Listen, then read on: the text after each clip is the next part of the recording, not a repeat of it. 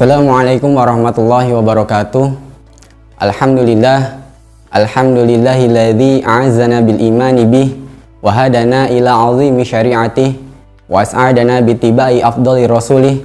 Asyhadu an la ilaha illallah wahdahu la syarikalah wa asyhadu anna Muhammadan abduhu wa rasulullah nabiyya ba'dah. Allahumma shalli wa sallim wa barik ala sayyidina Muhammadin wa ala alihi wa sahbihi ajma'in. Amma ba'd. Saudara-saudaraku sekalian dirahmati Allah Subhanahu wa taala.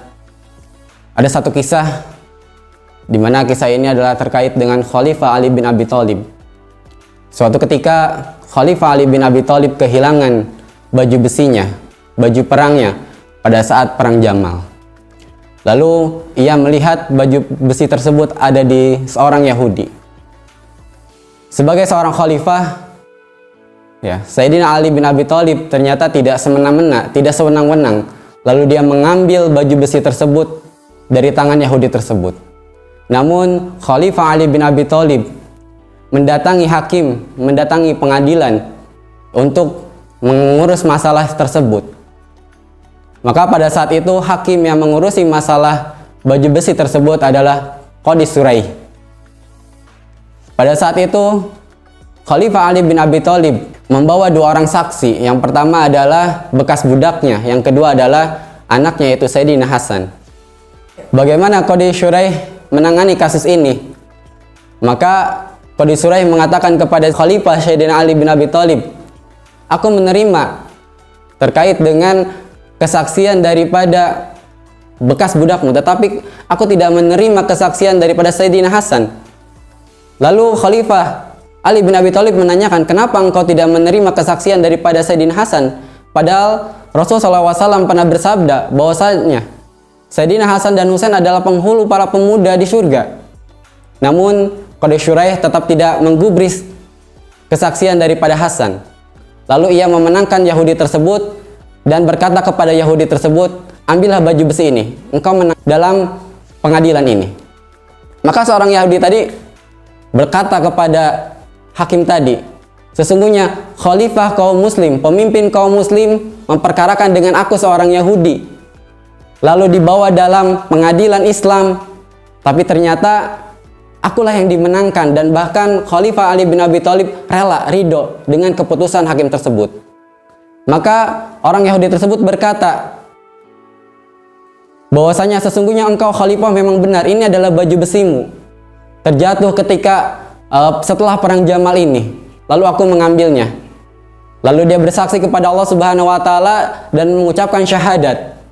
Maka setelah itu Khalifah Ali bin Abi Thalib berkata, "Karena engkau saat ini telah masuk kepada Islam, telah menjadi seorang muslim, maka baju besi ini aku berikan kepada engkau." Saudaraku yang dirahmati Allah Subhanahu wa taala, dengan kisah ini kita bisa mengambil pelajaran bahwasanya di zaman saat ini apakah ada pengadilan yang seadil seperti itu? Penerapan hukum yang seadil demikian? Jika kita lihat dengan beberapa kasus terjadi akhir-akhir ini, ada seorang ulama yang melakukan kerumunan tapi ternyata dimasukkan perkara hingga masuk ke dalam penjara. Tetapi penguasa-penguasa hari ini yang melakukan kerumunan pula dibiarkan. Bahkan ketika diadukan kepada pengadilan, pengajuannya ditolak. Ini sangat menunjukkan bahwasanya ketidakadilan pada sistem saat ini sangat luar biasa. Belum lagi apabila masyarakat biasa melakukan resepsi pernikahan langsung dibubarkan oleh aparat. Tetapi ketika ada artis yang punya relasi kepada penguasa, disuting, direkam, baik di media sosial, media elektronik ataupun di media cetak, berjilid-jilid. Ini sangat menunjukkan ketidakadilan pada masa ini. Saudaraku yang dirahmati Allah Subhanahu wa taala, bahwasanya salah satu upaya atau contoh yang bisa kita lihat berkaitan dengan penerapan keadilan ini adalah telah dicontohkan oleh Rasul SAW ketika mulai di Madinah sampai dengan kurang lebih 13 abad, sampai dengan runtuhnya Daulah Khilafah Utsmaniyah oleh penjajah. Maka kita bisa melihat bahwasanya bagaimana keadilan itu terjadi. Kenapa hal itu bisa terjadi? Maka alasannya adalah bahwasanya diterapkannya adalah hukum Allah Subhanahu wa taala, yaitu syariat Islam.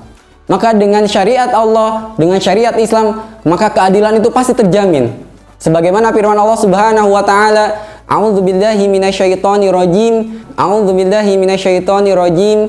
Bismillahirrahmanirrahim. Afa hukmal jahiliyati yabghuna wa man ahsanu minallahi hukman liqaumi yuqinun." Artinya, apakah hukum jahiliyah yang mereka kehendaki? Hukum siapakah yang lebih baik daripada hukum Allah bagi orang-orang yang yakin? Surah Al-Maidah ayat 50. Syekh Wahbah Az-Zuhaili menerangkan, ayat ini bermakna bahwa tak ada yang lebih adil daripada Allah Subhanahu wa taala. Juga tidak ada satu hukum pun yang lebih baik daripada hukumnya. Az-Zuhaili, At-Tafsir Al-Munir. Karena itu, keadilan merupakan sifat yang melekat pada Islam. Allah Subhanahu wa taala berfirman, "A'udzubillahi minasyaitonirrajim. Bismillahirrahmanirrahim. Wa tammat kalimatu rabbika sidqan wa adlan." Artinya, telah sempurnalah kalimat Tuhanmu, Al-Quran, sebagai kalimat yang benar dan adil. Surah Al-An'am ayat 115. Sebaliknya, jika Islam dijauhkan, maka Al-Quran tidak dijadikan rujukan hukum. Yang terjadi adalah kezaliman. Allah Subhanahu wa taala berfirman, "A'udzubillahi minasyaitonirrajim. Bismillahirrahmanirrahim. Wa man lam yahkum bima anzalallahu faulaika humul zalimun." Artinya, siapa saja yang tidak berhukum dengan apa yang telah Allah turunkan, yaitu Al-Quran, maka merekalah para pelaku kezaliman. Surah Al-Maidah ayat 45. Saudaraku yang dirahmati Allah Subhanahu wa taala, oleh karena itu, keadilan dan Islam adalah satu kesatuan. Tidak aneh jika para ulama mendefinisikan bahwasanya keadilan adalah sesuatu yang tak mungkin terpisah dari Islam. Menurut Imam Ibnu Taimiyah, keadilan adalah apa saja yang ditunjukkan oleh kitab, yaitu Al-Quran dan juga As-Sunnah, baik dalam hukum-hukum hudud maupun hukum-hukum yang lainnya. Maka selama hukum Islam tidak diterapkan di muka bumi ini, maka keadilan tidak akan pernah terwujud. Umat Islam akan terus-menerus ditimpa oleh kezaliman karena diterapkannya hukum berdasarkan hukum manusia, yaitu demokrasi. Sampai kapankah ini akan berakhir? Maka jawabannya adalah tentu saja sampai umat Islam menerapkan syariat Islam secara kafah. Oleh karena itu, marilah kepada saudara-saudaraku kaum muslim sekalian, marilah kita menerapkan syariat Islam secara kafah dalam seluruh aspek kehidupan. Mari kita berjuang untuk menegakkan syariat Islam secara kafah. Wallahu a'lam bishawab. Wassalamualaikum warahmatullahi wabarakatuh.